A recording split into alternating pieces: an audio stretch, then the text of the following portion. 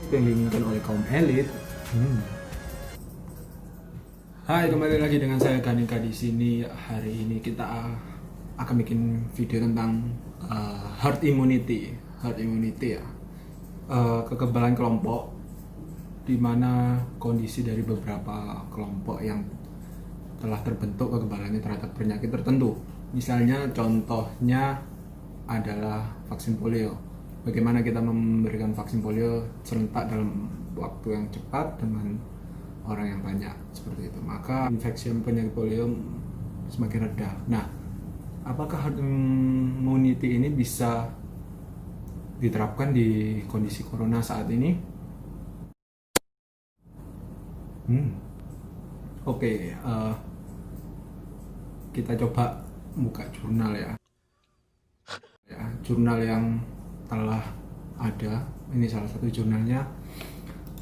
Contohnya ada di Journal of Infection dengan judul Herd Immunity Estimating the Level Required to Halt the COVID-19 Epidemic in Affected Countries. Nah, ini merupakan jurnal penelitian di daerah Europe atau Eropa. Ini artinya adalah Estimated Basic Reproductive dari Real Life Effective Reproductive Number. Misalnya gini, maksudnya jadi kasus yang orang yang sembuh seperti itu dan kasus orang yang meninggal. Jadi data yang real life yang ada di suatu daerah. P-grade. Nah, P-grade adalah kira-kira butuh berapa persen sih orang yang akan terjangkit gitu dalam suatu wilayah. Misalnya seperti, oke, kita ambil contoh ya, misalnya dari RT lebih dari 4. Nah, ini misalnya Spanyol, kasusnya 5.232 dan minimum orang yang terinfeksi sekitar 80,7%, karena maju dengan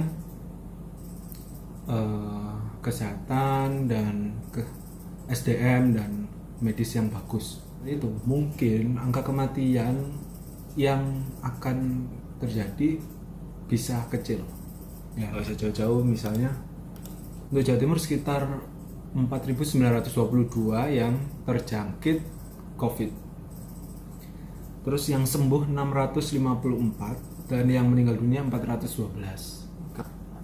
Untuk mencari P-grade di sini rumusnya adalah 1-1 per RT. Oke, 1-1 per RT. Coba kita hitung kasus Jawa Timur yang sembuh ya 13,2% itu yang sembuh. Oke, berapa persen sih angka meninggal dunia ya? Jadi 8,3%. 8,3%. Masukkan ke rumus.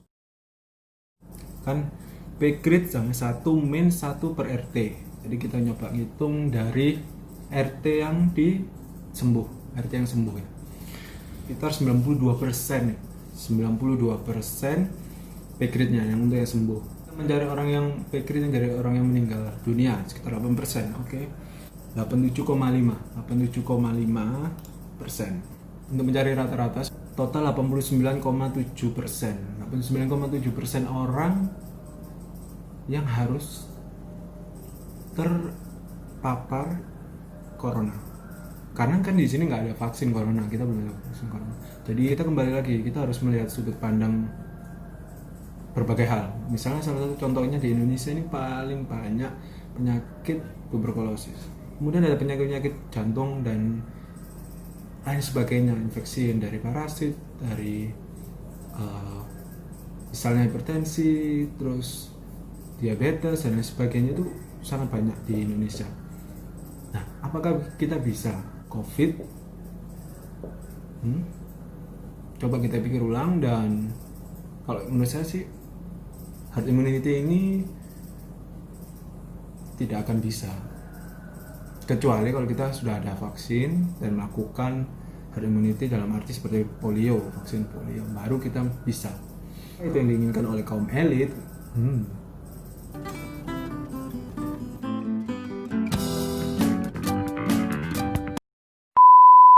Sampai jumpa Salam.